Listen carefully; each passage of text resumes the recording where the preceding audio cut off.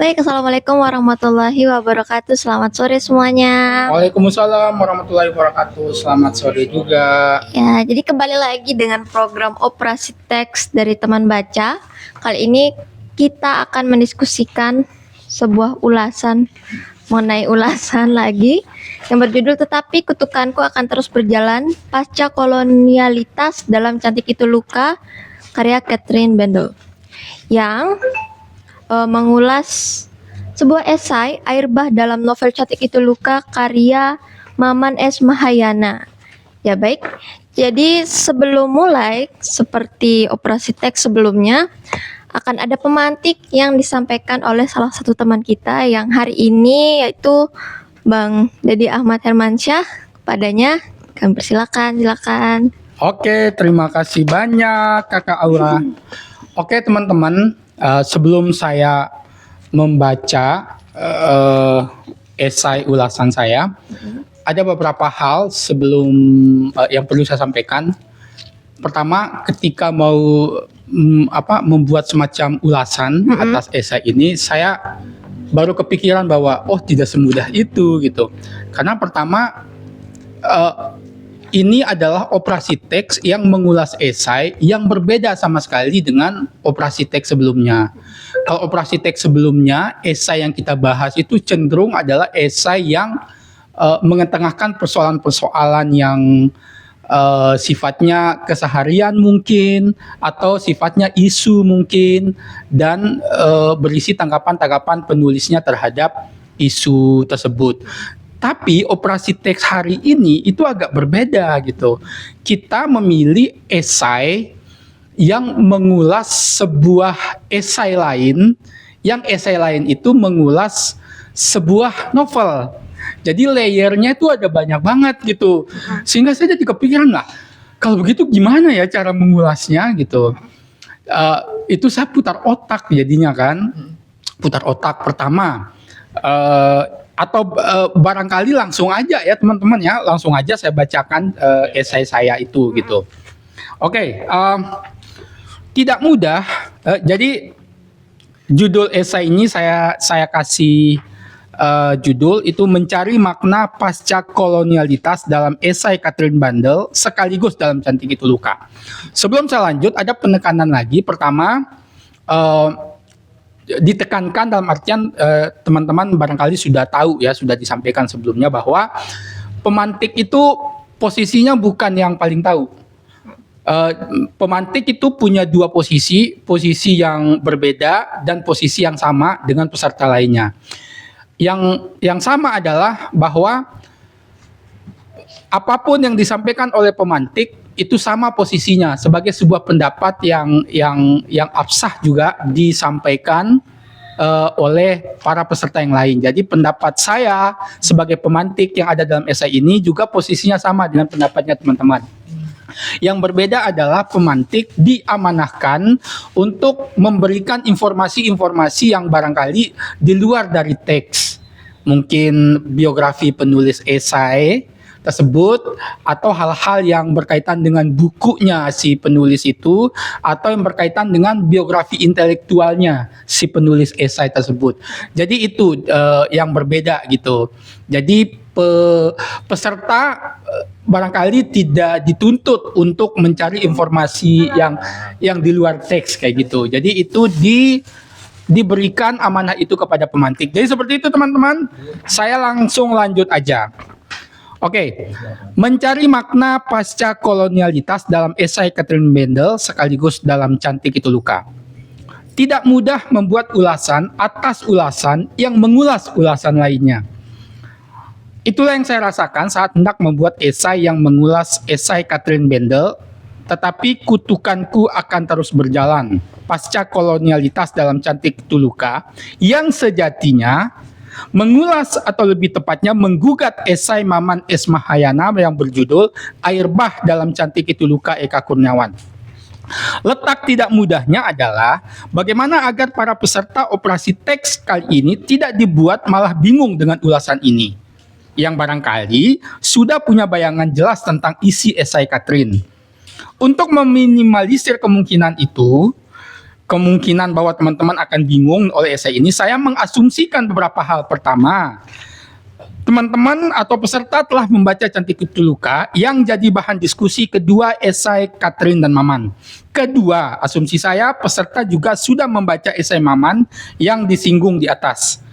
Ketiga, peserta memahami makna pasca kolonialitas yang ada pada judul, yang bagi saya tidak dijelaskan dalam esainya Catherine, sehingga akan saya paparkan secara sederhana definisinya pada bagian tertentu esai ini. Jadi pendeknya, esai Catherine yang sedang kita diskusikan ini adalah semacam esai dalam konteks polemik atau perbincangan sastra antar kritikus sastra Indonesia. Jadi kan Maman sama Catherine ini sama-sama, mereka berdua adalah kritikus sastra Indonesia. Baik, saya akan langsung saja memaparkan hal-hal yang akan saya jelaskan, juga saya jadikan pemantik untuk jadi bahan diskusi kita masing-masing. Pertama, esai Catherine yang kita bahas pada operasi teks ini adalah tanggapannya atas esai Maman.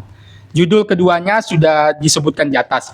Catherine mempersoalkan beberapa pendapat Maman dan mengajukan pendapat Catherine sendiri. Kedua, esai Maman sendiri adalah kritikan tajam dan nyaris tanpa ampun terhadap pembacaannya pada Cantik Itu Luka. Teman-teman udah baca, boleh membantah atau tidak gitu. Mari kita uraikan pelan-pelan masing-masing esai tersebut. Dalam esainya, Maman menguraikan dengan cukup detail kritik-kritiknya pada Cantik Itu Luka. Maman nyaris tidak memberikan ruang positif pada novel perdana Eka tersebut. Betul nggak sih? Novel perdananya kan? Dia hanya sempat mengapresiasi napas panjang Eka yang telah menulis novel tebal dan atas kecerdasan dan kreativitas Eka yang menjadikan kejadian sehari-hari sebagai fenomena kemanusiaan. Aku lupa konteksnya yang di kecerdasan ini maksudnya untuk cerpen-cerpennya, bukan di novel. Teman-teman bisa konfirmasi di situ. Tapi saya ingat betul bahwa yang dimaksud dengan Eka cerdas gitu dan kreatif itu menjadikan kehidupan sehari-hari itu sebenarnya adalah cerpennya.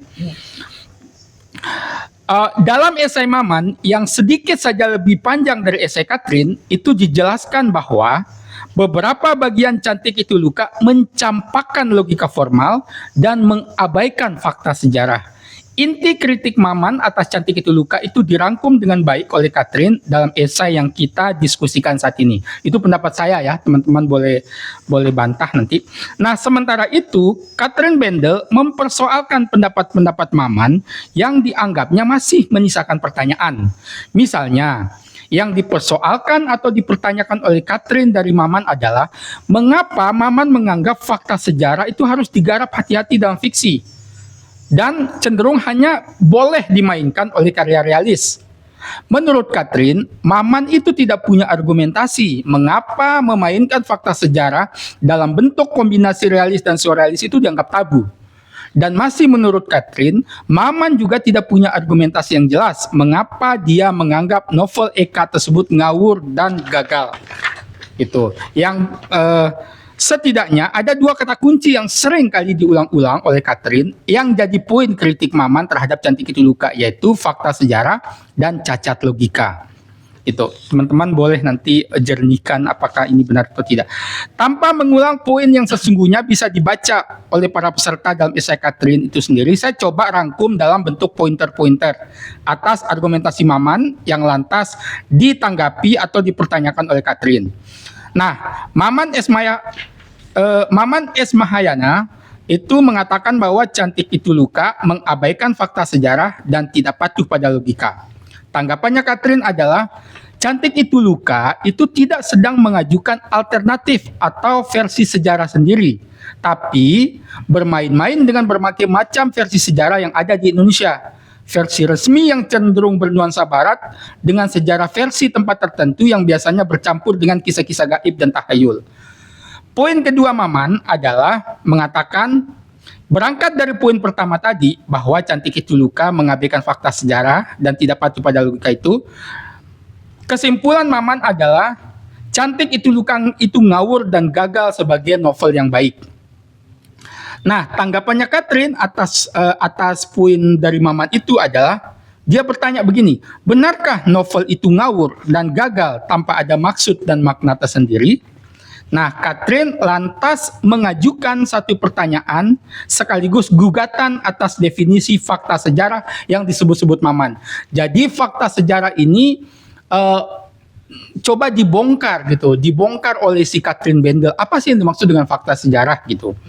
Menurut Catherine ada dua jenis versi sejarah. Versi resmi dan versi tempat-tempat tertentu yang kadang sudah bercampur dengan segala macam peristiwa kehidupan pribadi orang-orang tersebut. Gitu. Masih menurut Catherine, konsep sejarah juga terbagi atas konsep barat yang biasanya dianggap ilmiah dan tidak mengakui hal-hal yang dianggap gaib, dan konsep kedua adalah konsep sejarah sebuah negara otoriter yang hanya mengakui sejarah versinya sendiri. Nampaknya ini mungkin maksudnya Halimunda kali ya. Nah, konsep sejarah tersebutlah yang dimainkan oleh Cantik Pituluka. Begitulah yang menjadi inti persoalan dalam esai Maman yang dipersoalkan oleh Catherine. Dengan kata lain, Catherine menawarkan kita pembacaan yang berbeda dibandingkan model pembacaan ala Maman, yang dalam hal ini menggunakan perspektif atau wacana pasca kolonialitas. Tapi apa sesungguhnya pasca kolonialitas itu?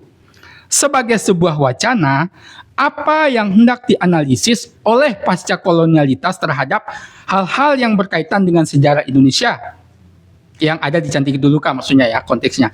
Mengapa Catherine menggunakan wacana pasca kolonialitas ini sebagai alat analisis untuk menganalisis Cantik Pituluka? Kita tidak akan menemukan jawabannya dalam esainya ini. Kita tidak akan dapat sejauh yang saya ini ya. Kita hanya bisa menafsir-nafsir perihal definisi pasca kolonialitas itu dari uraian-uraiannya. Tapi setidaknya kita bisa menemukan 3 variasi frase atau istilah tersebut pada 4 paragraf terakhir. Catherine menyebut sastra pasca kolonial, kemudian masyarakat pasca kolonial, dan ketiga adalah logika pasca kolonial. Untuk itu, nampaknya perlu menguraikan definisi pasca kolonialitas pada bagian tersendiri dalam esai ini, yang sekaligus akan dilengkapi dengan ringkas biografi Catherine Bendel baik secara pribadi maupun secara intelektual. Oke, bagian kedua. Kita akan dengan mudah menemukan kuliah, diskusi, maupun esai Catherine di media sosial terkait wacana pasca kolonial. Di YouTube, itu bertebaran ceramahnya menyangkut wacana yang tergolong cukup asing di Indonesia ini. Di akun YouTube-nya pribadi, Catherine itu konsisten memberikan kuliah terkait wacana pasca kolonial. Saya akan mencoba merangkum dengan sederhana terkait apa itu pasca kolonialitas dari beberapa kelas wacana pasca kolonialnya si Catherine di YouTube. Sebagai catatan, wacana pasca kolonial ini sesungguhnya wacana yang rumit untuk diikuti, tapi sangat penting dalam konteks Indonesia yang pernah dijajah Eropa. Untuk itu, saya hanya akan menjelaskan poin-poin yang kiranya akan membantu kita memahami apa yang dimaksud pasca kolonialitas dalam esainya. Pasca kolonial memiliki banyak ragam sebutan, yaitu postkolonial, ada kemudian postkolonial yang pakai T, dan ada postkolonial yang pakai strip. Yang sebetulnya semuanya punya makna yang sama, yang mengacu dari bahasa Inggrisnya yaitu postkolonialism. Catherine memilih kata pasca sebagai terjemahan post, itu sesuai yang ada pada Kamus Bahasa Indonesia. Setidaknya kita perlu membedakan 2 ragam turunan dari istilah pasca kolonial tersebut. Pertama adalah pasca kolonialitas, yang kedua adalah pasca kolonialisme. Ini perlu ditekankan, pasca kolonialitas adalah kondisi masyarakat yang terjadi akibat peristiwa-peristiwa historis tersebut, yaitu akibat penjajahan atau kolonialisme. Jadi tolong ditekankan, pasca kolonialitas itu adalah kondisi ya. Itu kondisi yang disebabkan oleh akibat penjajahan, berarti dampaknya yang bisa terlihat. Sedangkan pasca kolonialisme adalah bidang studi yang berfokus pada usaha memahami dan menjelaskan kondisi yang tadi itu, gitu ya. Nah, menurut kajian pasca kolonial, penjajahan itu berlangsung bukan hanya atas fisik namun juga atas pikiran dan perilaku masyarakat terjajah. Malah pada konteks tertentu, penjajahan itu bisa berlangsung biasanya karena ada semacam kesepakatan tanda petik dari yang terjajah. Jika pikiran bisa dikontrol, biasanya proses penjajahan akan lebih mudah dijalankan. Gitu kan gitu ya. Hegemoni. Jadi saya tambahkan sedikit, nggak ada di teks ini. Kalau secara fisik kita menyebutnya dominasi, berarti pakai senjata. Tapi kalau dalam bentuk pikiran, melalui pendidikan, melalui doktrin, itu namanya hegemoni. Jadi yang dilakukan oleh kaum penjajah itu adalah dominasi dan hegemoni. Gitu teman-teman ya. Keyakinan lainnya dari kajian pasca kolonial adalah bahwa meskipun penjajahan tidak lagi terjadi secara fisik dan si terjajah secara resmi sudah merdeka, namun efek-efek yang ditimbulkan oleh kolonialisme dipercaya masih terus berlanjut, khususnya dalam cara berpikir. Artinya dengan demikian, kajian pasca kolonial telah dimulai dari saat dampak kolonialisme itu mulai terjadi sampai saat ini. Artinya lagi, pasca kolonial adalah kajian yang justru tetap relevan justru pada saat sekarang ini karena dia mempelajari dampak. Jadi pasca di sini tidak berarti bahwa setelah kolonial sebagai fase itu selesai. Artinya kayak 45 gitu. Bukan begitu. Tapi justru dimulai ketika efek dari kolonial itu mulai muncul. Berarti kayak buku-buku Siti Nurbaya, Salah Asuhan yang bercerita tentang masyarakat kolonial dengan dampak-dampaknya, berarti itu adalah kajian pasca kolonial. Yang walaupun dia ditulis pada saat masa periode kolonial itu sedang berlangsung, gitu. Itu bisa di ini ya. Jadi seperti yang saya bilang, memang rumit wacana ini, gitu. Si Catherine sendiri mengatakan seperti itu, tapi penting. Itu. Berikutnya, karena kajian pasca kolonial percaya bahwa efek penjajahan juga berpengaruh pada pemikiran dan psikologis, sehingga yang sering dikaji itu justru bukan fakta-fakta sejarah tentang kolonialisme dan dekolonisasi. Jadi dia bukan hal-hal yang sifatnya dominasi tadi. Siapa dengan siapa gitu kan, apa namanya ya, apa kepentingan politiknya, kepentingan ekonominya, bukan itu yang dibahas oleh pasca kolonial, namun justru hal yang berkaitan dengan psikologi gitu. Sehingga yang dikaji itu adalah teks sastra, seni, budaya sehari-hari, media massa dan sebagainya, dan yang sejenis itu maksudnya. Untuk itu, untuk mengatasi efek kolonialisme bukan hanya secara fisik tetapi juga secara batin dan jiwa. Jika ada kemerdekaan fisik, berarti harus juga diikuti oleh kemerdekaan batin dan jiwa. Nah, biasanya seringkali penjajahnya sudah pergi tapi efeknya masih berlangsung sampai sekarang.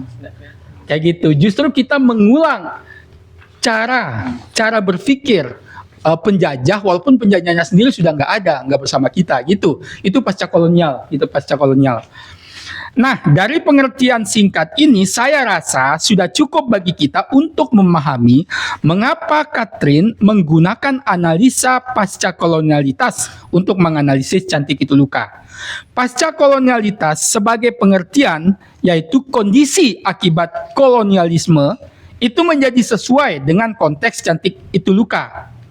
Cantik Itu Luka sendiri latar belakangnya adalah sejarah di mana penggerak cerita utama justru adalah dendam laki-laki pribumi, yaitu Mas Gedik. Ini aku kutip dari esai Catherine Bendel ya, yang dia bilang bahwa ternyata penggerak ceritanya itu adalah dendam laki-laki pribumi Mas Gedik yang ingin balas dendam akibat perilaku laki-laki lain dari bangsa penjajah Belanda yang namanya Ted Stamler. Gitu ya, yang merampas kekasihnya. Ternyata itu poin utamanya kan, yang nanti kekasihnya itu dijadikan gundik, kemudian jadi pelacur, kemudian disitulah asal muasal si Dewi Ayu itu kan.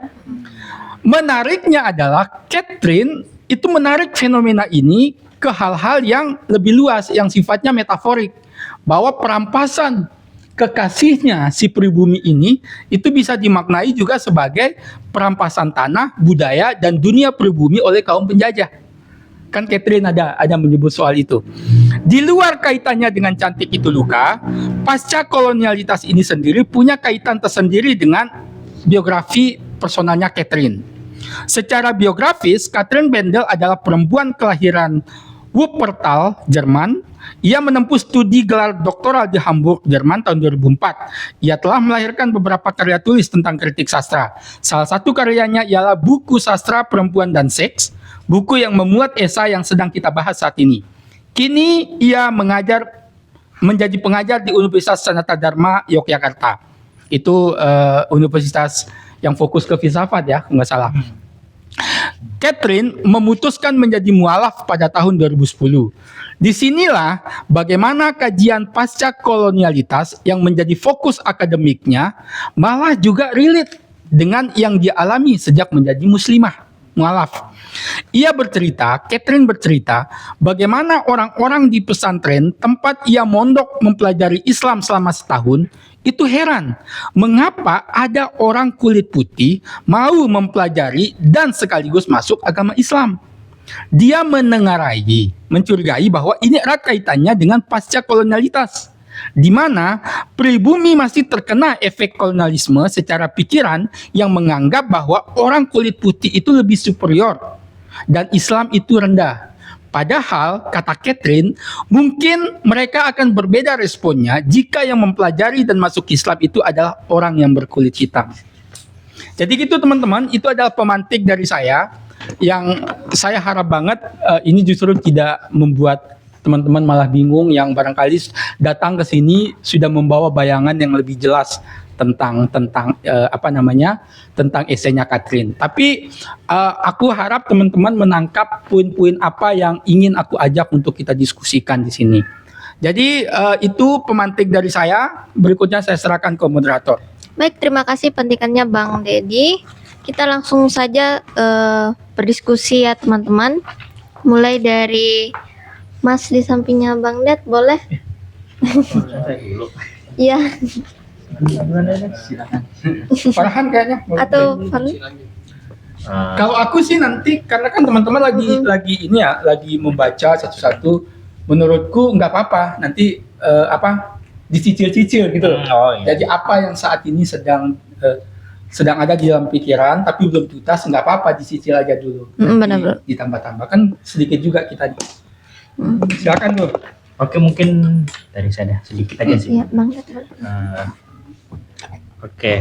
Baik, terima kasih. Mungkin sebelum saya lanjut, sedikit disclaimer, saya pribadi belum baca novelnya Eka Kurniawan yang itu, tapi saya tadi sudah sempat baca tulisannya Maman S sama Catherine Bendel ini. Nah, tadi mungkin sekilas yang baru muncul saya tangkap di tulisannya Maman S kan dia kan sebenarnya Maman S ini kan dia yang saya tangkap ya intinya itu menggugat novel Eka itu karena dia stand-nya itu nggak jelas gitu. Apakah dia realis atau eksperimental kalau saya ngutip dari katanya Catherine Bendel. Nah, di tulisannya Maman S ini dia ngasih tahu tuh contoh-contoh novel yang realis itu apa aja sih, bla bla bla, terus juga eksperimental bla bla bla. Nah, mungkin tadi yang sempat saya baru ngeh itu di tulisannya Catherine Bendel ini dia kan bilang nih, kalau menurutnya Catherine Bendel ya tulisannya Eka ini dia mungkin berdiri di tengah-tengah gitu antara realis sama eksperimental. Nah, tapi sayangnya di tulisannya Catherine Bendel dia nggak ngasih contoh juga nih kayak tulisannya S. Maman tuh, contoh-contoh novel yang serupa dengan novelnya Eka yang berdiri tengah-tengah tuh apa aja gitu. Itu sih yang barusan saya tangkap gitu. Kalau di tulisannya Catherine tuh dia nggak ngasih contoh, sedangkan kalau di tulisannya S. Maman tuh dia ngasih contoh nih, tadi itu misalkan yang saya lupa juga sih. Intinya dia ngasih contoh yang contohnya kayak gini deh. Yang contoh novel realis itu dia ngasih tahu itu perang.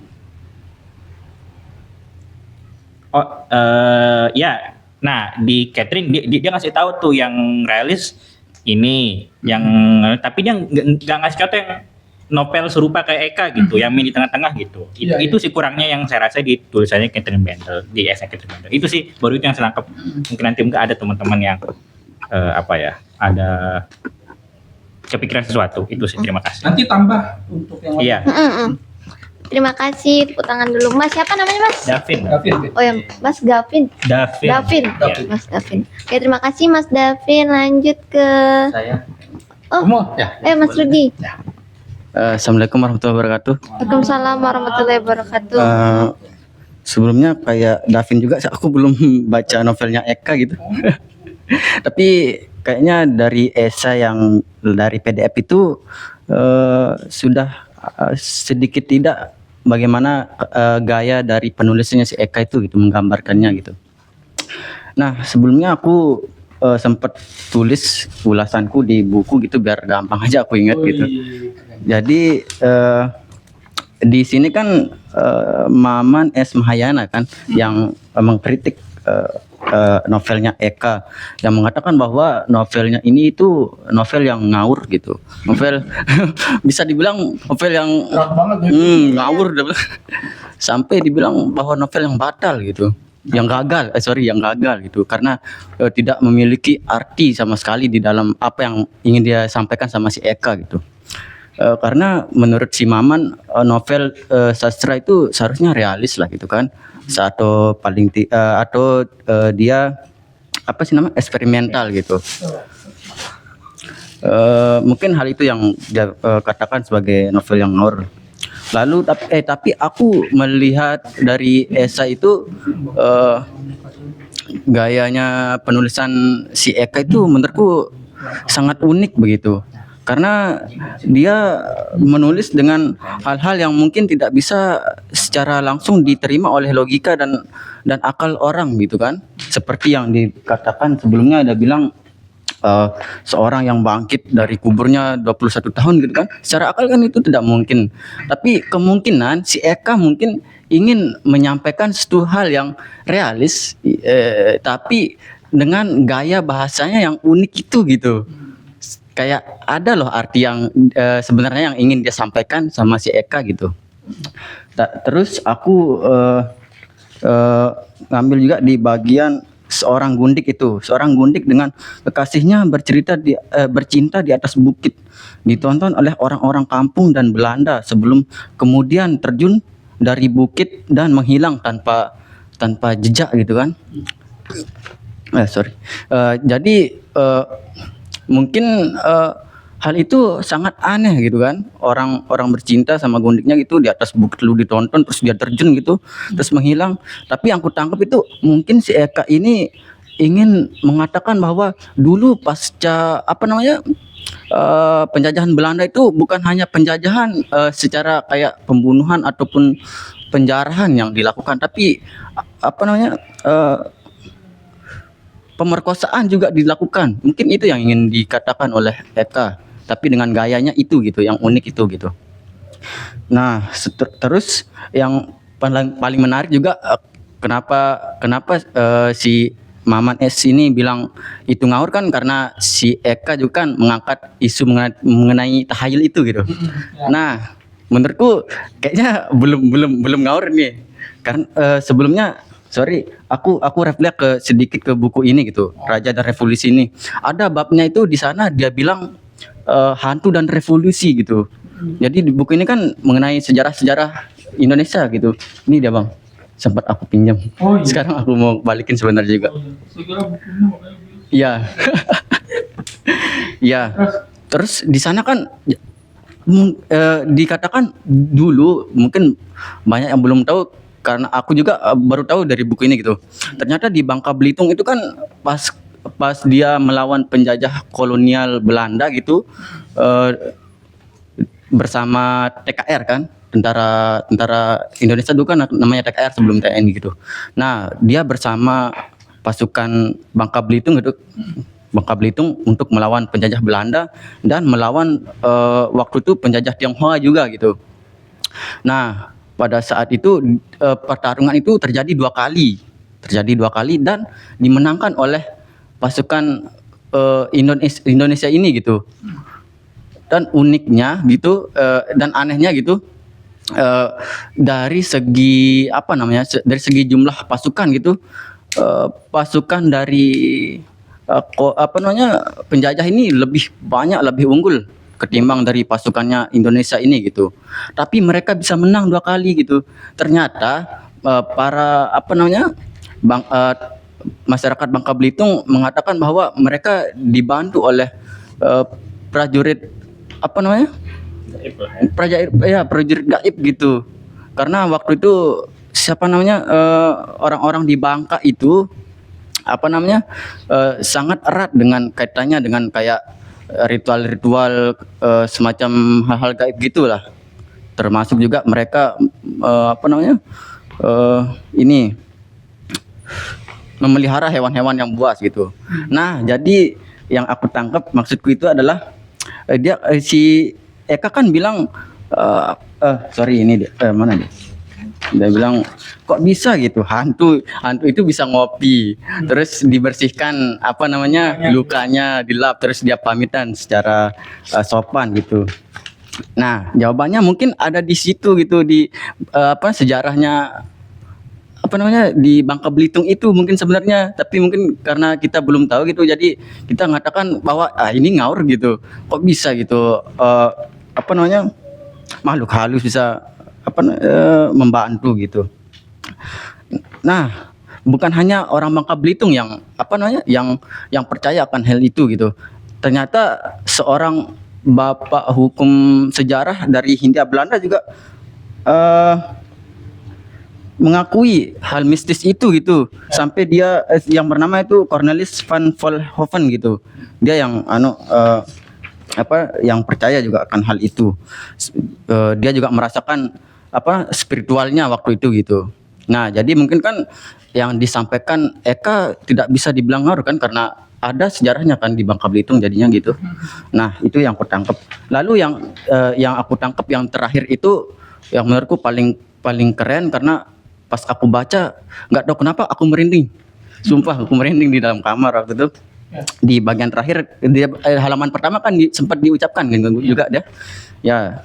Dia bilang kan sebenarnya ada sih di sini. Nah dia bilang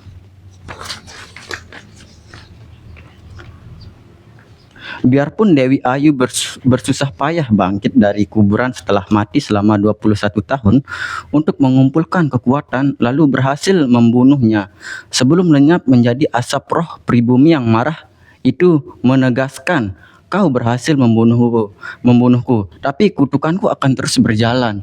Itu yang menurutku wah keren sekali nih karena secara logika lagi mungkin bagi masyarakat yang apa namanya harus secara logika dan realistis bilang bahwa ini bertentangan sekali gitu. Karena tidak mungkin lah orang 21 tahun bangkit lagi dan membalas dendam gitu kan. Mungkin ya sudah mereka 1 tahun aja mereka sudah bisa jadi tanah gitu. Tapi menurutku itu bisa terjadi. Contoh lah misalkan mungkin maknanya kayak gitulah maksudku. Contoh lah seperti pahlawan kita yang telah gugur gitu. Seperti mungkin Munir gitu. Lalu Jenderal Sudirman, lalu Cut Nyadin, lalu Wiji Tukul, Marsina gitu. Mereka kan sudah meninggal gitu.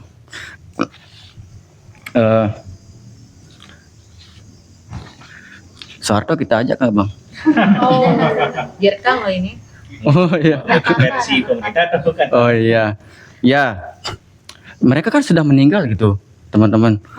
Secara logika enggak mungkin sekali loh mereka hidup. Tapi mungkin maknanya kayak gini dia. Dia itu akan hidup melalui semangat dan merasuki kita yang hidup ini gitu.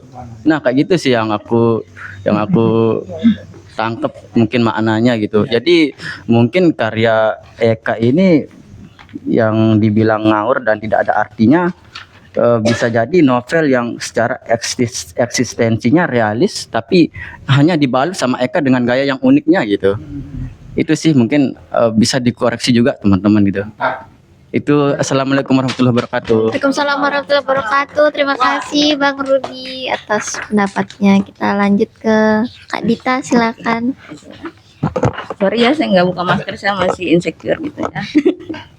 Sebelum saya menyampaikan pendapat saya gitu ya, saya ingin membaca petikan buku Menulis Itu Indah yang baru saja saya baca, dan ini cocok sekali gitu sebagai quotes opening saya gitu ya. Mendekonstruksi suatu teks sama artinya dengan kontradiksi katanya. Karena usaha mendekonstruksi itu melahirkan patahan-patahan konstruksi lainnya. Sebagaimana diakui Roland Barthes dalam pembedahan secara linguistik dan semantik cerita-cerita Balzac dan Saracine katanya gitu di buku itu ya, Menulis Itu Indah. Jadi lebih lanjutnya silakan dibaca gitu. Saya sendiri belum mendalami lagi buku yang mana sih yang beliau ini baca dan siapa sih Roland ini gitu ya. Tapi karena itu yang menulis adalah seorang penulis yang cukup besar juga, berarti otomatis orang-orang itu ada dan buku-buku itu ada. Itu yang pertama. Jadi dari situ saja kita bisa melihat gitu kan. Ini sebenarnya saya sudah memberitahukan kakak ini. Kak, kenapa kok mepet sekali gitu? Ini adalah ulasan yang mengulas ulasan sebuah ya kan? Ini adalah ulasan yang mengulas sebuah ulasan yang sudah yang apa namanya, yang mengkritisi sebuah novel tebal gitu ya. Sedangkan kalau kami hanya membaca ulasannya yang pertama, maksud saya si Mbak siapa namanya ini ya? Mbak Catherine ini kan dia sudah punya sudut pandang sendiri terhadap buku itu, dan juga sudut pandangnya dia terhadap Pak Maman gitu kan ya, Mas Maman. Iya, jadi ketika saya tanya, Mbak Gita udah baca ini nggak? Ya. Gitu Luka. Ya, jadi saya harus mencarinya dong otomatis, karena saya harus apa namanya, harus memahami juga kenapa Pak Maman itu berpendapat seperti itu, kemudian kenapa Catherine ini berpendapat seperti itu. Dari quotes tadi kan otomatis mereka sudah mendebat gitu kan, ada sama-sama rekonstruksi sebuah novel gitu kan dari pendapat sisinya Pak Maman ini, dan dia si Catherine ini tidak sepakat terhadap itulah bahasa paling gampang yang saya punya gitu ya. Sehingga saya pikir, saya harus membaca nih, sehingga saya punya pandangan mana nih yang lebih sesuai gitu kan. Nah kalau dilihat dari ceritanya Pak Dedi, seorang penulis itu kan bukan kadang sih, seringnya pakai dengan latar belakang pendidikannya dan seterusnya. Nah kalau saya ngelihat Pak Maman ini menyatakan bahwa itu dia tidak realistis dan bukan surrealis gitu, dan dia saklek banget terhadap fakta sejarah gitu ya.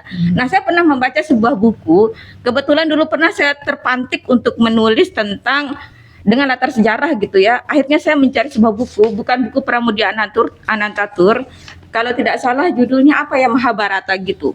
Saya tulislah di paling belakang itu kan biasanya ada komentar penulisnya gitu ya. Dia bilang begini, saya tidak pernah mengatakan bahwa buku saya ini adalah tulisan sejarah, kata dia. Ketika saya misalnya mau memasukkan apa namanya, ketika saya misalnya menulis Mahabharata dan saya mau memasukkan Luna Maya ke dalam cerita saya ini, bisa saja, karena saya tidak pernah menyatakan bahwa tulisan saya adalah tulisan sejarah gitu. Tapi benar dia menyebut Luna Maya? Ya seingat saya Luna Maya, kalau nggak salah Luna Maya ya. Waktu itu Luna Maya sudah terkenal soalnya kalau nggak salah ya. Seingat saya masih ingat Mayanya soalnya. Jadi dari situ kemudian saya bilang, kemungkinan Pak Maman ini saklek terhadap fakta sejarah, berarti dia itu tulisan sejarah adalah tulisan sejarah gitu, tidak bisa dicampur adukan dengan imajinasi yang lain. Nah kalau dari sisi Mbak siapa namanya ini, Mbak Catherine ini, seperti apa ya, kalau dari Pak Dedi, sebenarnya Pak Dedi ini sudah apa namanya, Pak Dedi sudah lugas sekali, kan sudah beristri jadi bapak ya. Jadi sudah lugas sekali kalau saya lihat. Saya bakal lebih tercerahkan gitu ya setelah melihat perbandingannya. Oke, saya juga menerima apa namanya tulisan pembanding Pak Dedi yang sudah dibuat ini, kalau Pak siapa namanya Pak Maman itu menyatakan bahwa Cantik Itu Luka tidak mengabaikan fakta sejarah dan apa namanya tidak patuh pada logika. Mungkin Pak Maman itu memang benar pernyataannya seperti itu karena memang tidak patuh pada logika. Akan tetapi Eka Kurniawan tidak pernah menyatakan bahwa tulisannya itu adalah tulisan sejarah kan. Tidak pernah mengatakan bahwa buku saya ini adalah buku sejarah gitu. Dia nggak pernah, atau dengan latar belakang sejarah nggak pernah kan gitu. Kemudian dari Catherine Bendel ini otomatis dia dari sini kita lihat dia membantah pernyataan dari Pak Maman ini. Sebenarnya ketika saya membaca bukunya siapa namanya, otomatis setelah itu kita juga punya pendapat sendiri kan terhadap potongan-potongan dari pendapat-pendapatnya dua orang ini. Saya bacalah Cantik Itu Luka. Jujur saja ini buku kalau bisa saya nggak baca, saya mual sekali. Sungguh saya mual sekali. Jadi saya mendebat dulu dengan teman saya, kebetulan teman saya sudah hampir membaca. Menurutmu paragraf pertamanya itu logis nggak sih? Saya bilang gitu. Secara literal tidak logis. Secara literal kan. Tapi kita tidak tahu Eka Kurniawan ini apakah dia memetaforakan gitu kan bangkitnya si perempuan ini dari kubur gitu selama 21 tahun. Maaf, sepercaya-percayanya saya sama mistis, saya tidak percaya orang 21 tahun itu bisa bangkit, maaf Mas. Jadi saya menyatakan bahwa kemungkinan itu adalah metafora, saya bilang gitu. Mungkin saja selama 21 tahun itu masalah bangkitnya itu kan karena dia sedang hamil gitu kan. Ada sesuatu yang dalam dirinya itu mungkin bangkit selama 21 tahun yang saya jujur saja nggak baca sampai akhir gitu kan. Entah apa yang gejolak yang tersembunyi di dalam kehidupannya sehingga itu mungkin Pak Dedi sudah baca sampai habis ya. Ada nggak kira-kira di isinya di dalam tulisannya itu masa lalunya si tokoh siapa namanya Dewi Ayu itu yang pernah dia tutupi atau apa sehingga dia harus bangkit setelah 21 tahun itu gitu. Nah, kemudian itulah yang saya perdebatkan. Jadi saya bilang memang benar kalau dari secara literal kita bilang itu ngawur gitu kan. Tapi secara sastra kemudian secara penulisan itu jadi masuk akal karena ini bukan fakta, ini bukan tulisan sejarah, bukan tulisan realis. Ya, ini adalah sastra gitu ya kan. Apalagi memang bahasanya padat, sumpah padat. Kemudian saya baca lagi pendapatnya siapa namanya ini Mbak Catherine Bendel ini, karena dia punya latar belakang seperti yang Pak Dedi maksudkan tadi. Oh, latar belakangnya semacam itu ya wajar lah dia mengatakan bahwa Pak Maman itu salah gitu kan, tidak sesuai, tidak cocok pendapatnya karena dia menilainya dari sisi keilmuannya dia itu pasca kolonial gitu ya kan. Oh benar dong Pak Dedi, pendapatnya Pak Dedi benar dan ulasannya dia saya pikir oke, sudah pas gitu sih pendapatnya Pak Dedi bahwa dia mendukung Catherine. Tapi saya juga tidak mendukung Pak Dedi kalau Pak Maman itu disalahkan bahwa pendapatnya dia tentang bukunya Eka Kurniawan itu kacau. Dari sisi awal aja itu udah kacau menurut logika. Kok bisa gitu? Secara fakta sejarah dari keilmuannya Pak Maman kan. Karena itu bukan buku sejarah ini. Ajar salah. Tapi kalau dia ngambil dari fakta sejarah, dari pengetahuannya beliau bahwa tulisan sejarah itu harusnya seperti ini dan seperti ini, kacau memang tulisannya Pak Eka itu gitu. Bung Eka ini. Nah lanjut ya. Catatan Itu Luka. Berarti kalau saya sudah menyetujui pendapatnya Pak Dedi, kemudian saya sudah menyepakati bahwa Mbak Catherine dan Pak Maman ini sudah sesuai dengan masing-masing porsinya. Berarti saya juga punya pendapat atas buku ini, boleh ya? Iya. Terima kasih. Jadi saya jujur aja saya membacanya hanya di 5 halaman pertama dan 2 halaman terakhir, kemudian tengah-tengah. Dan yang jadi anunya kan, yang jadi tokoh utamanya sebenarnya kan si Luka ya, kalau menurut pendapat saya. Bukan. Iya, si Cantik. Ketika dia lahir itu kan ibunya ini katanya berdoa, bukan berdoa tapi berusaha agar anaknya ini jelek dan buruk rupa gitu, dan terjadilah buruk rupa gitu kan. Dan dia bertanya kan, mau dikasih nama apa? Cantik. Dia bilang, kok Cantik, orang-orang pada ya udah Luka aja. Saya pikir Luka itu maknanya secara literal luka gitu. Akhirnya ketemu diskusi sama teman saya, dia cerita tentang laut bercerita. Gimana cerita laut bercerita itu emang? Saya bilang gitu. Jadi ada tokoh namanya Laut. Mirip ternyata dengan Cantik Itu Luka. Saya bilang gitu, oke, mereka memang 11-12. Saya bilang cuma beda genre aja. Yang satu mungkin lebih lembut, yang ini lebih vulgar, saya bilang gitu. Dan ternyata memang vulgar. Amat sangat vulgar buat saya. Saya mual di mana menurut pendapat saya ini adalah apa ya, boroknya laki-laki dan boroknya perempuan, belatung semua isinya gitu loh.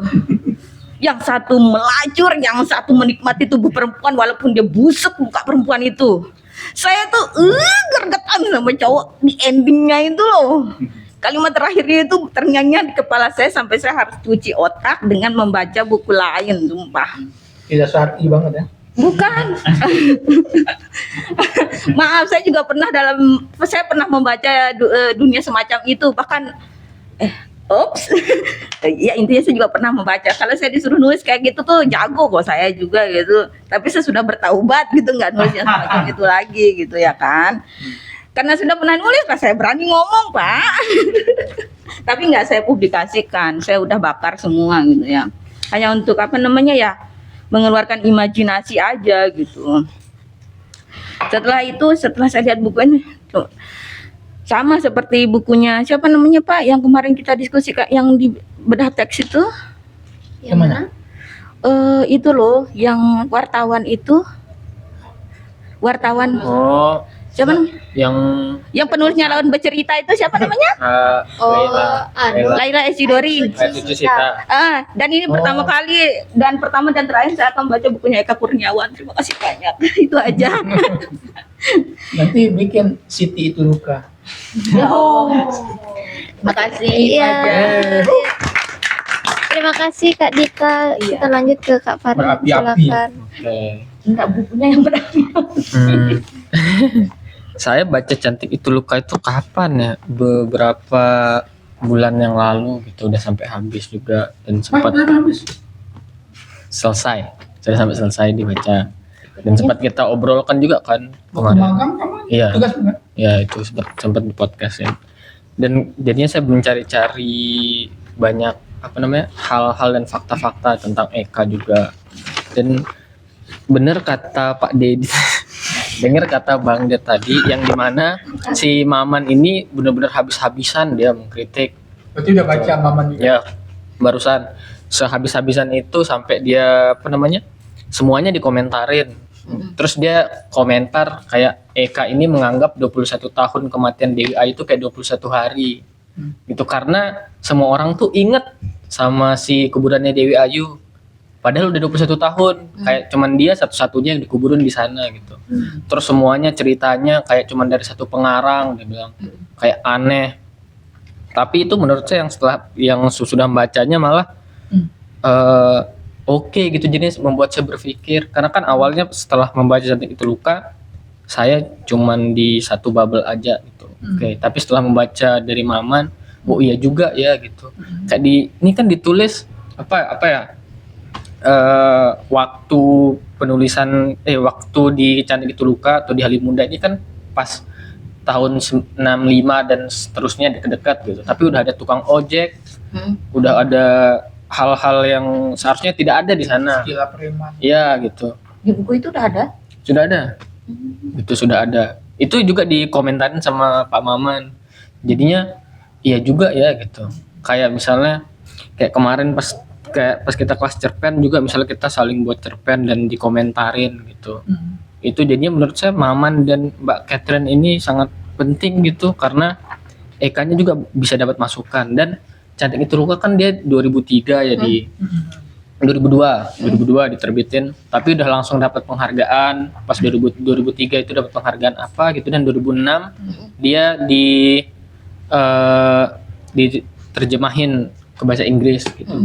Beauty is One kalau nggak salah namanya. Jadinya novel itu orang-orang tuh sudah menganggapnya bagus karena sampai dapat penghargaan dan diterjemahin gitu. Sedangkan Maman ini benar-benar tanpa celah dia mengkritisi film sebentar, sampai dia tuh bilang, mana dia di sini,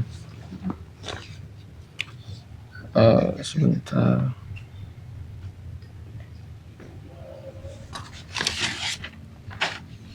dia itu bilang novelnya ini tuh seperti air bah yang deras tapi tak terkendali, karena seperti menurut saya Maman ini dia punya pakemnya tersendiri.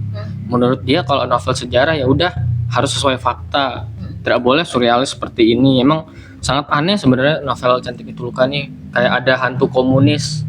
Dia spesifik hantunya tuh hantu komunis dah. Spesifik banget. Iya, hantu komunis, dan dia diusir nanti hantunya. Terus si Maman Gendeng sama Edi Ediot itu dia berkelahi selama beberapa harinya. Dan dia berhari-hari berkelahi tanpa jeda, tanpa tidur, enggak apa-apa, dia berkelahi aja di pinggir pantai. Tapi diceritain sama si Eka ini tidak ada jurus-jurusnya gitu. Dia cuman ceritanya udah di mereka berkelahi. Bagaimana caranya berkelahi tidak dituliskan. Jadinya terkesan Eka ini memaksa menaruh unsur-unsur pencaksilat gitu di bukunya gitu. Kayak apa ya? Kayak urap-urap gitu semua ditaruh biar dia lengkap semuanya. Menurut Maman itu, menurut saya. Dan Catherine ini seperti saya juga bingung kenapa Catherine ini tidak mengulas buku Cantik Itu Luka, kenapa dia mengulasnya ulasannya Maman gitu. Padahal kan harusnya bisa banget kan ya. Gitu. Dan di Catherine Bendel ini dia tidak setuju dengan Maman yang memberikan pakem kalau buku sejarah itu harus sesuai fakta dan tidak boleh dia surrealis. Di sini ditulis sama Maman sangat jelas gitu. Mana dia tadi?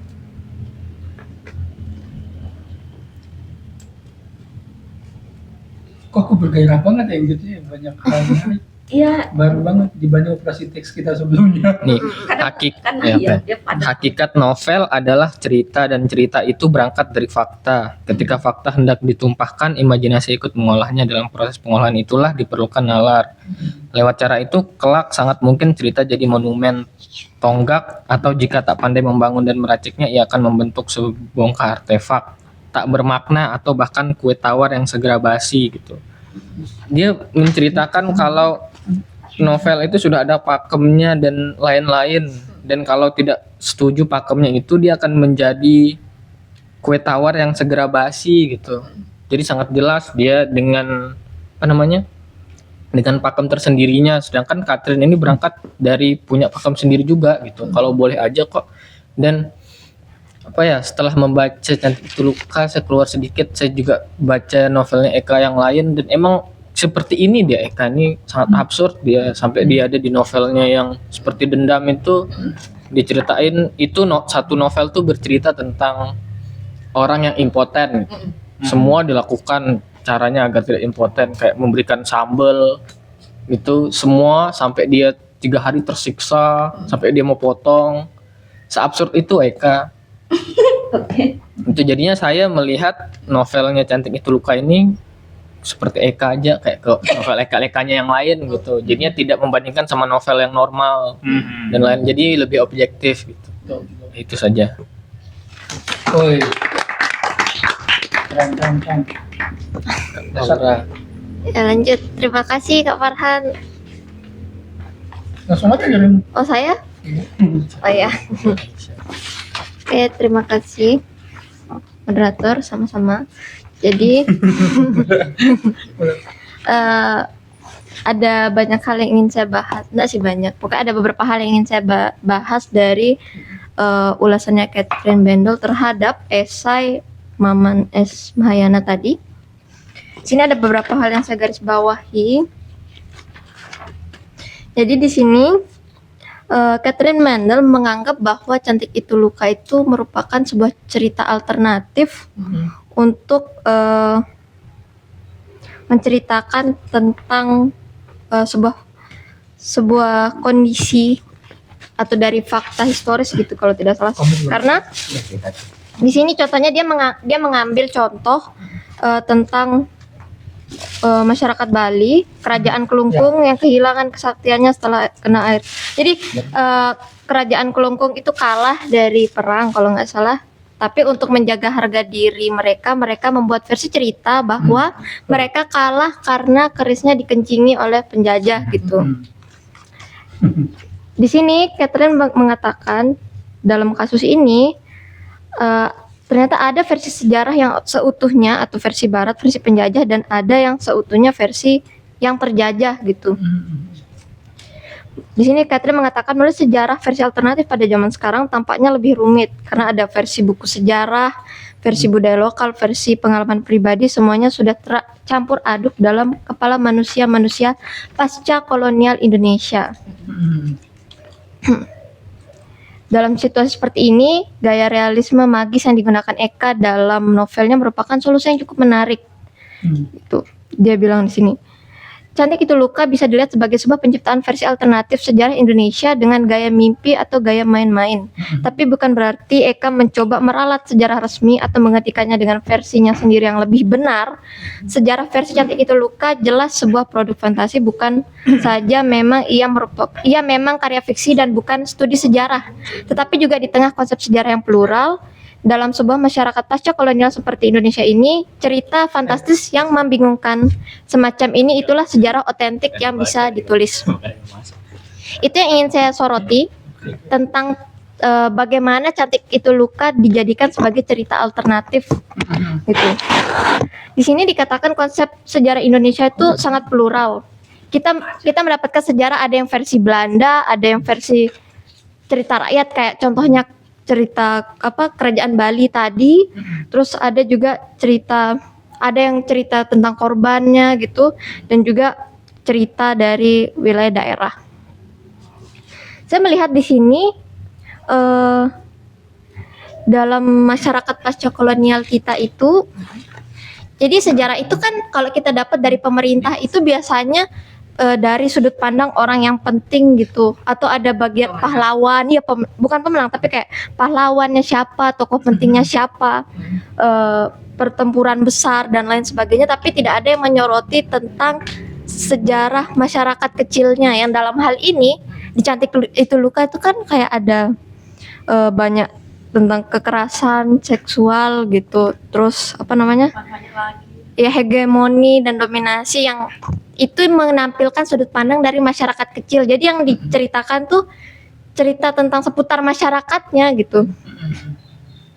Jadi itu kan kalau misalnya dipadukan sejarah Indonesia yang plural seperti itu, kacau kan, maksudnya sangat absurd gitu. Ya. Jadi saya setuju dengan pendapat Catherine bahwa Cantik Itu Luka itu bisa sebagai alternatif itu karena keabsurdannya itu gitu. Ngerti nggak? Sangat-sangat mengerti. Iya. Rumit tapi begitu kondisinya. Iya gitu. Emang begitulah zaman dulu. Iya, itu yang saya Lalu di sini yang saya simpulkan tentang pasca kolonialitas di sini, itu saya menangkap bahwa Catherine mencoba menyampaikan bahwa kondisi itu merupakan kutukan bagi masyarakat karena dia akan menurun, dan walaupun sudah tidak sedang terjadi kolonial itu, kita pun yang sampai sekarang di sini pun tetap merasakan kondisinya, mulai dari cara berpikir dan lain sebagainya. Apalagi di sini ada Catherine memberikan contoh mengenai pengalamannya. Bang Det yang nulis. Oh ya, Bang Det yang dia heran kenapa orang-orang bingung kenapa orang kulit putih mondok gitu. Itu kan merupakan sebuah sebenarnya kondisi cara berpikir yang menurun dari pasca kolonialitas itu gitu. Nah, itu merupakan hal yang saya tangkap dari penjelasannya Bang Dedi dan juga esainya Mbak Catherine. Lalu soal Maman, yang menjadi pertanyaan saya kan dia banyak menyinggung tentang kok bisa ada istilah preman. Yang preman itu kan dalam artian dulu bukan preman yang malak dan lain sebagainya, tapi orang-orang yang tidak punya pekerjaan katanya gitu. Ya gitu.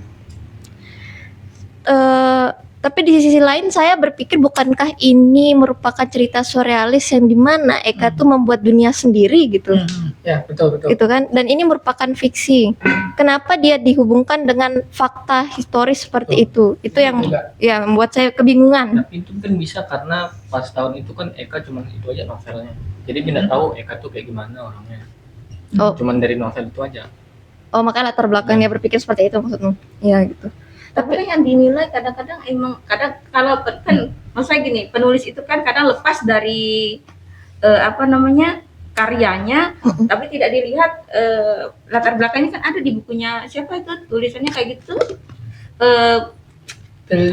Enggak, yang buku PKI itu, yang kemarin saya pinjam itu punyanya penulis.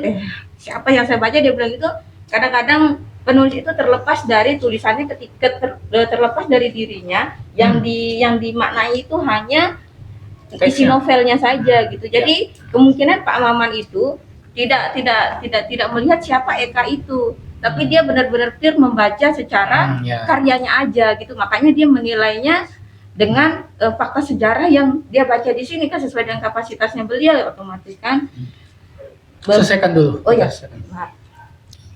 Iya benar-benar. Awalnya berpikir begitu, cuma kalau misalnya secara teks artinya kan ya sudah, dia tidak melihat keluar lagi gitu. Dan secara teks pun dari awal ini adalah dunia, ya udah dunia tersendiri gitu. Sebenarnya kalau kita menyangkut pautkan dengan historis yang terjadi di Indonesia itu kan sudah bukan dalam teks lagi. Iya. Gitu. Betul. Jadi itu yang saya pertanyakan dari ulasannya Maman ini. Dan kalau Catherine kan memandang kalau misalnya dari sudut pandang pasca kolonialitas tuh bisa gitu sebagai alternatif yang disajikan kepada masyarakat Indonesia. Saya setuju dengan itu gitu. Apalagi dengan bantuan Bang Ded mengenai penjelasan pasca kolonialitas itu apa sebenarnya, dan itu merupakan kondisi masyarakat akibat dari peristiwa kolonial itu gitu. Itulah yang menjadi pertanyaan saya. Sekian, terima kasih. Cakep. Saya boleh nambah lagi dikit? Ya, sangat boleh. Atau kita selesai dulu ya? Oh ya, kalau enggak. Oke. Karena saya pengen kamu lebih banyak cerita gitu karena tadi Karena sudah baca semuanya. sedikit makanya. Tambah sedikit, ada 2 poin sih. Tadi menarik yang dibilang sama Mbak Dita sebenarnya. Ini sebenarnya novel yang dibuat Eka ini novel sejarah atau bukan gitu. Sebenarnya menurut saya sumber huru haranya di situ sih gitu.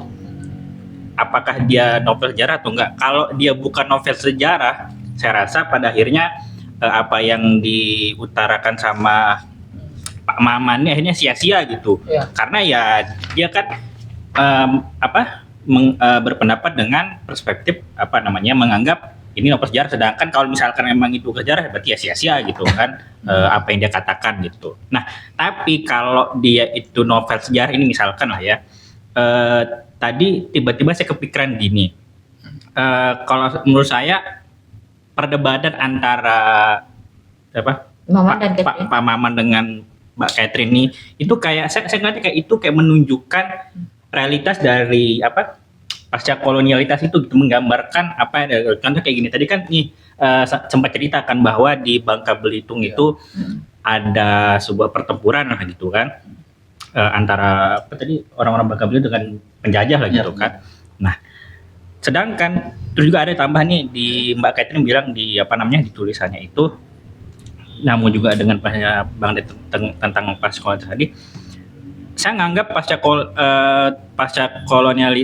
kolonialis ini kayak menggugat lah, mengajak kita untuk jangan hanya terpaku apa yang dikatakan oleh pemerintah lah gitu kita katakan.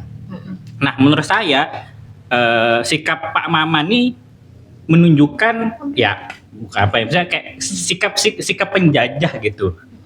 Karena merasa ya novel itu harus hanya ya boleh milih salah satu, apakah dia harus realis atau eksperimental gitu, real atau surrealis gitu. Di luar itu nggak boleh gitu. Nah, itu kan menurut saya itu kan menggambarkan ya, mohon maaf sih bukan saya apa, sikap penjajah kan itu kan. Jadi apa-apa itu harus bersumber dari pihak penjajah gitu. Jadi apa-apa yang di luar itu yang nggak dianggap. Nah, saya rasa sama kayak gitu. Jadi kayak Pak Maman ini nggak menganggap novel saya Eka ini karena dia nggak milih salah satu. Sedangkan ya orang kan bebas lah gitu kan, boleh memilih mau ikut yang itu atau enggak. Nah, itu sih yang rasa yang semangat yang dibawa sama Mbak Catherine itu gitu, bahwa orang boleh punya versi sendiri gitu. Jadi nggak harus ngikutin gitu apa namanya istilah patron yang udah ada gitu. Itu sih makanya saya bilang sebenarnya perdebatan antara Pak Maman dengan Ben itu kayak menampilkan realitas terkait pascakolonialitas itu gitu, bahwa ya sumber itu hanya boleh dipegang oleh yang berkuasa gitu. Sedangkan di luar itu ya kayak tidak boleh lah gitu. Itu sih tambahan dari saya 2 poin tadi itu. Ini nggak analisa karena nggak ada di teks, tapi kamu menganalisa Iya. kan? Tuh, terima kasih. Ada lagi yang punya pendapatnya, silakan. Kita selesaikan Bisa, dulu. Oke, assalamualaikum warahmatullahi wabarakatuh. Waalaikumsalam warahmatullahi wabarakatuh. Jadi karena saya udah dengar dari pemantik, udah baca pemantik sama ulasan-ulasan kakak-kakak yang lain. Jadi bagi saya nggak perlu menambahkan apapun karena saya sangat setuju dengan apapun yang dari tadi kita diskusikan. Tapi saya mau coba bercerita sedikit perspektif saya gitu, dari sayanya. Saya jujur saya baca Cantik Itu Luka, saya itu nekat, saya tuh sangat keras kepala. Saya sudah diperingatkan sama teman saya, jangan membeli Eka dulu sebelum batas usia yang ditentukan gitu. Tapi saya keras kepala. Saya kayak itu di TikTok tuh katanya tuh novel gila gitu, jadi saya mau beli gitu. Nah, Maaf Kak, sebetulnya jatuhnya penasaran. iya penasaran gitu. FOMO banget, FOMO. Jadi terus saya beli waktu saya ulang tahun, dibeliin. Padahal saya nggak ada niat beli kan, tapi dibeliin. Untungnya orang tua saya nggak baca, alhamdulillahnya. Kalau sampai dibaca saya bisa dibunuh saya mungkin. Karena sangat sangat vulgar bukan buat usia saya. Nah, Mudahan bajitan dan nyari orang tua. Sebentar, kalau gitu bapak orang tuanya suka baca. Hah? Orang tuanya suka membaca. Suka? Kemungkinan nggak bakalan, pasti tahu, pasti sudah baca, tapi dibiarkan. Karena Enggak. sudah percaya sama anaknya. Enggak sih, mama saya memang kalau literatur Indonesia kurang dia. Oh, oke. Gitu. Bapak saya juga bukan pembaca gitu. Jadi saya pikir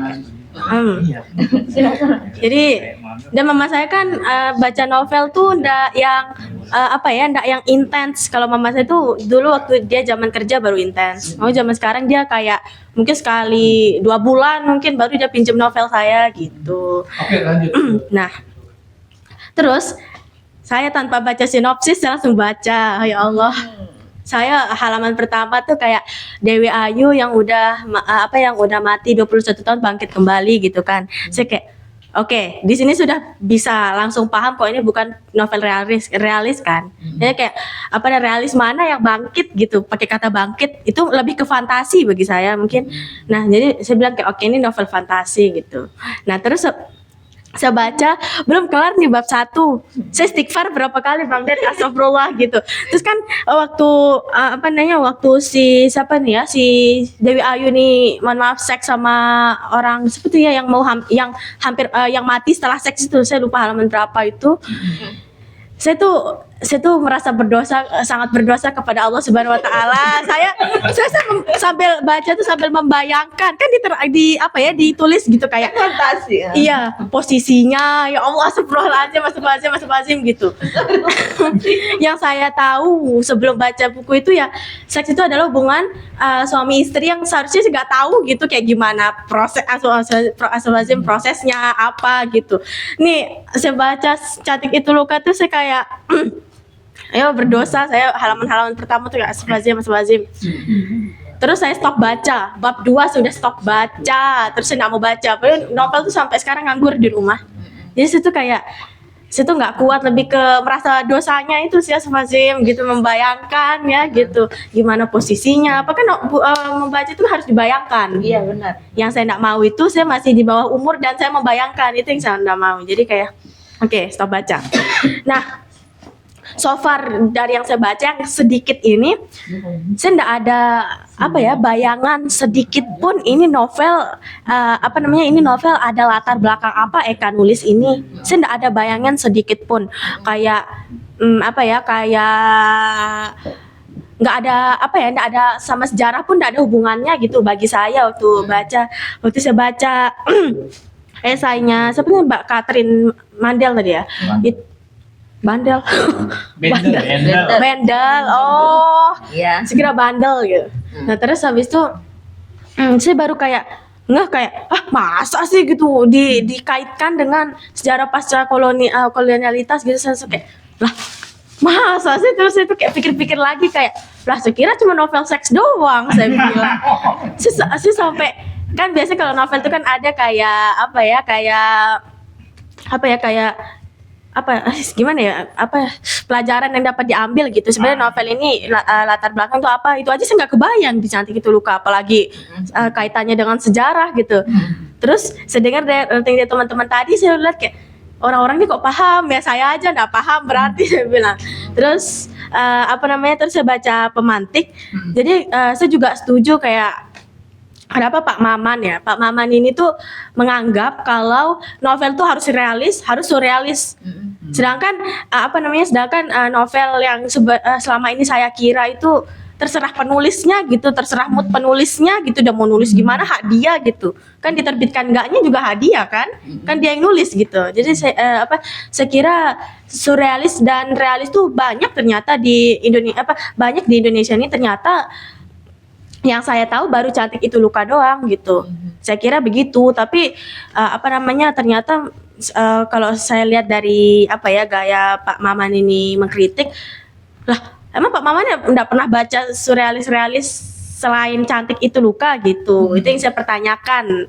Sama saya tidak mau komentarin sejarahnya karena saya nggak tahu apa-apa soal sejarah yang dikritik sama Mbak Catherine tadi ya. Tapi saya lebih ke kenapa orang berdua nih kenapa mereka itu ndak mikir, atau mereka udah mikir sebenarnya cuman mau memperdebatkan aja ya, kayak sebenarnya kenapa ndak tanya Eka dah gitu, kenapa dia nulis surrealis sama realis dicampur jadi satu, kenapa ndak tanya Eka latar belakangnya gitu, daripada mereka memperdebatkan ujung-ujungnya nanti ketahuan siapa yang salah, siapa yang benar siapa yang salah, kan konflik lagi gitu bagi saya kayak iya. Jadi kayak kayak saya juga bacanya tuh kayak kayak surrealis, dia kayak fantasi gitu, tapi ada juga bagian-bagian realisnya gitu. Jadi bagi saya kayak novel ini surrealis apa realis gitu. Tapi bagi saya kalau memang mau diperdebatkan gitu, kata saya tuh tanya Eka sih. Kan katanya Pak Maman ini kan dia bilang dia bilang novel ngawur. Itu tahu gitu. Paham nggak? Kayak dia tuh seakan-akan bilang novel realis harus realis, novel surrealis harus surrealis. Surrealis kenapa dia tuh nggak menggabungkan coba antara realis sama surrealis, itu pandangannya gimana? Nah, ya Cantik Itu Luka ini gitu loh. Jadi kayak pergabungan antara realis dan surrealis. Yang bagi saya ini sebenarnya buku yang peak, cuman gara-gara usia aja mungkin saya tidak mau lanjutin dan yang sangat berat ya. Terus memang saya lihat Eka ini gayanya memang nggak tahu ya, memang vulgar gitu, memang novel dewasa semua yang dia tulis ya. Itu baca Laki-Laki Harimau itu saya baca di sini. Itu kan yang waktu itu hardcover itu lelaki harimau. Hah? Baca di mana? Saya mau minjem lagi padahal. Iya. Ya lanjut lah. Lelaki harimau gitu. Terus saya kira penggunaan biasa, tapi ada nyinggung seks juga gitu loh. Ujung-ujungnya kesana lagi gitu. Terus saya waktu ada event book match Lombok itu, saya kan hadir waktu di Gramet, ketemu sama teman dari teman baca juga. Oke. Iya, tapi saya nggak tanda. Dia bilang kayak saya ketemu sama kamu lah. Nggak tanda sama kamu gitu. Sebenarnya nggak ketemu mana dia. Nah, saya baca seperti itu yang tadi disinggung sama Kak Farhan, seperti Rindu dan Dibayar Tuntas itu. Saya baru babak awal aja, saya udah nggak nyaman gitu dengan kayak di mention langsung di bab pertama kelamin laki-laki dan orang yang mau membangkitkan kelamin laki-lakinya gitu kayak ya Allah Sebazim, ya Allah Eka, makasih gitu. Jadi segitu aja dari saya. Yeay. Terima kasih Alicia. Aska, Silakan Kakak Aska. Ya. silakan. Dia selalu mengejutkan tuh Aska. Enggak, kan saya belum baca bukunya. Banyak yang tadi juga Iya, belum baca. Banyak belum baca Pak ya. Aman. Jadi saya pertegas dulu, Saya belum pernah baca buku karya Eka Kurniawan satupun. Dan ini teksnya yang saya tangkap adalah sebuah review ya, atau lebih tepatnya sebuah kritikan pedas. Yang membingungkan, ini kritikan sebenarnya kritikan apa? Padahal kan sah-sah saja kalau novel ada yang dicampur realistis dan surrealisnya. Ini entah kenapa saya membaca kritikan ini, saya teringat sama bukunya George Orwell 1984 karena mirip-mirip aja.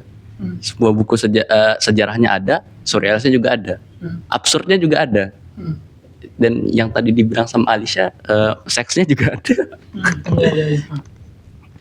Jadi mungkin karena saya belum baca bukunya, saya jadi kayak ini apa sih gitu. Jadi sekarang saya malah tertarik buat baca. Ya. Jadi mungkin bulan depan saya pinjam Mas. Iya, bisa. Itu aja? Itu aja. Saya belum baca soalnya, nggak bisa panjang lebar. Oke. Oke, terima kasih Kak Aska. Besok bacalah bukunya. Ada kira-kira teman-teman yang ingin memberikan pendapatnya? Aku mungkin ya. Ya, Sebentar saya bertanya dulu Bu, sebentar ya. Maaf saya bertanya dulu tentang pasca kolonial gitu ya. Kalau dari apa ya? Pasca kolonial itu kan kalau Bang Ded bilang, saya panggil Bang Ded kalau gitu. Bang Ded bilang kan itu setelah penjajahan selesai sampai dengan sekarang itu kita masih menganggap pasca kolonial ya. Sampai sekarang ini masih kita menganggap pasca kolonial gitu. Hanya saja mungkin sudah tidak ada lagi tekanan dengan metode apa tadi ya, dua itu ya. Yang dominasi fisik. Ya, Dominasi dan hegemoni. Ya, kita kan sekarang ini masih dalam konteks hegemoni ya. Maka betul. dalam literatur pun sebenarnya dalam bacaan-bacaan ini adalah sebagian daripada hegemoni kan ya. Penjajahan pikiran kita juga. Bahkan buku Eka sendiri pun termasuk daripada bagian daripada bagaimana dia menghegemoni kita dengan tulisannya gitu kan, termasuk pasca kolonial sebenarnya juga termasuk penjajah dong sebenarnya gitu kan, saya anggapnya gitu karena dia mengasih kita pandangan soal bagaimana zaman dulu bagaimana perpelacuran itu, saya pakai bahasa kasar aja, perpelacuran itu adalah hal yang biasa bahkan hingga detik ini gitu kan. Bahkan sekarang mungkin jauh lebih saya bilang lebih naik lagi ya namanya saja sudah diganti. Kemarin saya baca bukunya Gunawan Muhammad, kenapa kita mengganti pelacur itu dengan kata PSK. wanita, iya PSK dan seterusnya gitu. Itu juga digugat sama Gunawan Muhammad, pelacur ya pelacur aja gitu. Nah, balik lagi ke buku Eka Kurniawan kan Pak Ded Bang Ded mau ini kan ya, mau menyampaikan sesuatu, jadi sekalian aja saya langsung tanyakan. Menurut Bang Ded sebenarnya buku-buku semacam ini gitu ya, buku-buku semacam ini sebagai kan ada namanya penulis syar'i juga kita anggap gitu ya. Sebenarnya itu juga penulis-penulis yang memang enggak menulis dengan cara semacam ini gitu ya. Sebenarnya mereka juga berhak menggugat kan sebenarnya. Kenapa harus ada kata-kata di ending terakhirnya aja tuh sebenarnya kalau saya mau menggugat saya berhak juga menggugatnya gitu ya. Kenapa harus pakai kata-kata apa namanya ya? Menurut Karena saya cantik itu luka kalau terakhir. iya, tapi dia memakai kata apa ini? Sangat-sangat keras sekali. Yang ada situ kata ngentot gitu ya. Iya, kasar Ada banget kan ya? menurut saya itu. Padahal ada Betul kan? nggak? Iya. Eka Islam gak sih Allah Sabar Kak, sabar. Mungkin Eka Kenapa harus pakai itu gitu ya? Eka masih hidup kan ya? Masih. Semoga dia menonton. Semoga beliau menonton acara kita ini ya. Bang Eka gitu ya.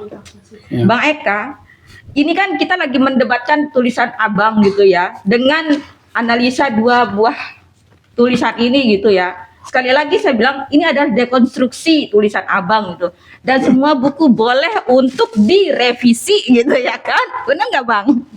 Cetakan kedua revisi boleh kan? Iya, jadi jangan cantik itu luka tapi Siti itu luka ya. Bisa Itu Bang Ded. Nah sekarang saya nyari tahu pendapatnya Bang Ded terhadap secara personal saja terhadap ini kan operasi teks ini. Iya. Pilihan-pilihan katanya Eka Kurniawan gitu. Iya. Enggak sekolah mulutnya ya. Coba silakan Bang Ded. Haruskah? Ya. Dia nerbitnya 2003. Ceritanya pasca koloni, cerita ini cerita yang berkaitan dengan 2002. Iya, 2002. emang sih Saya baru setahun loh itu kuliah.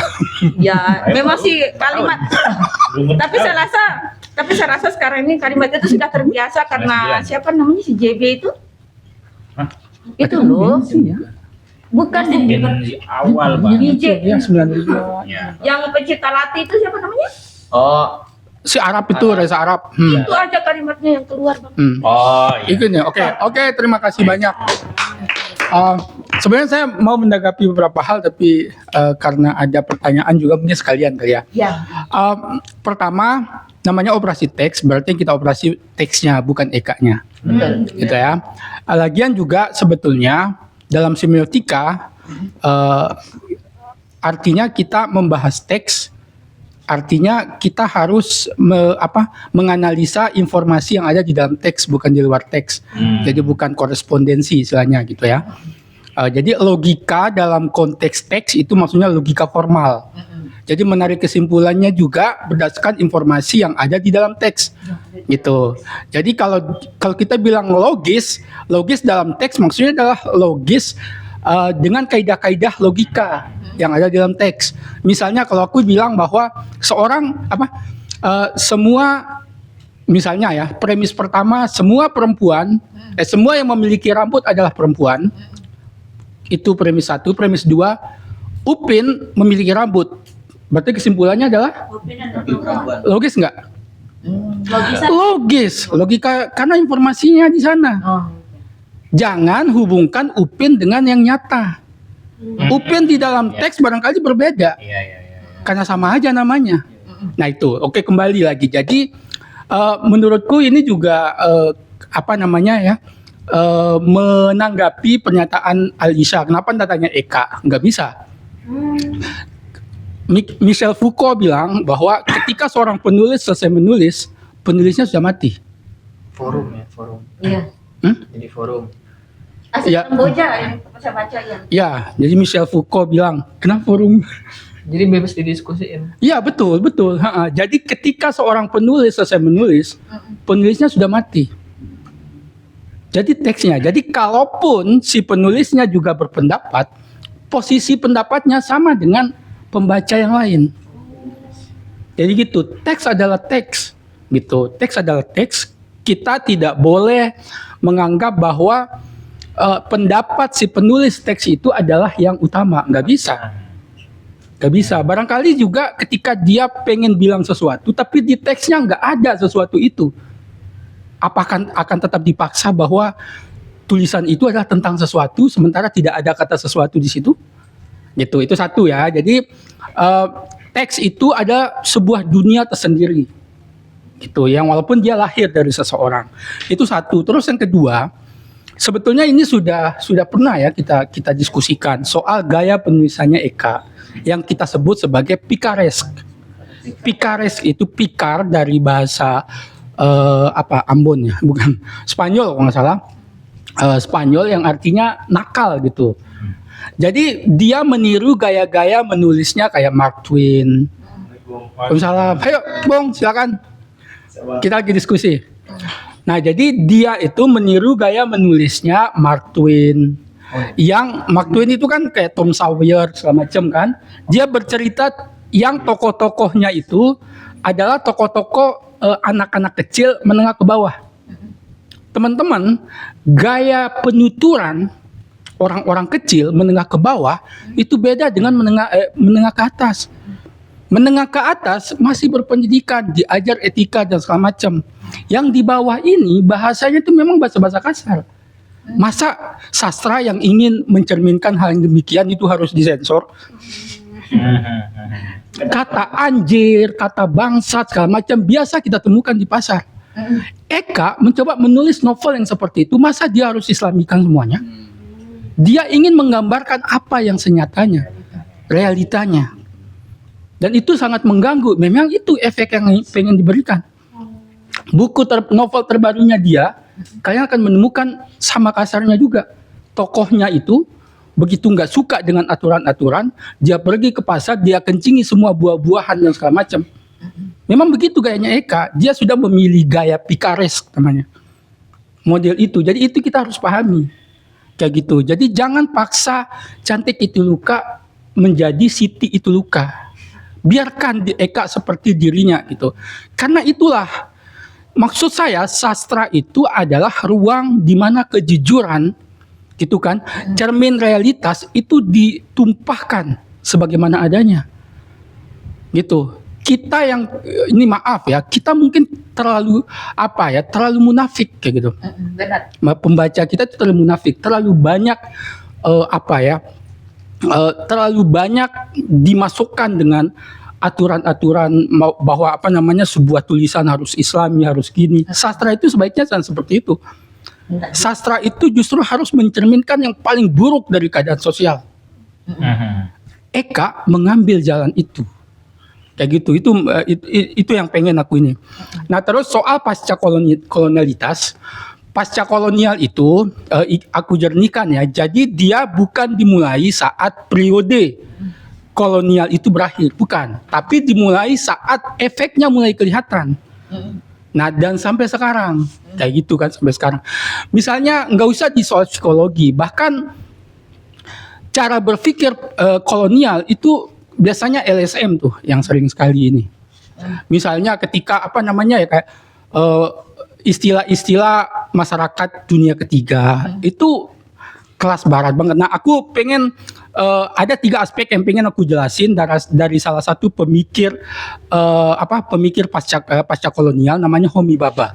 Homi Bhabha itu orang India. Dan ini informasi juga bahwa pemikir pasca kolonial itu kebanyakan memang dari India. Karena kan kita tahu kan India itu dijajah oleh Inggris, empire besarnya gitu. Nah ada 3 aspek. Yang pertama untuk mengidentifikasi fenomena pasca kolonial, pertama itu yang disebut dengan hibriditas. Kedua adalah ambivalensi dan ketiga adalah mimikri.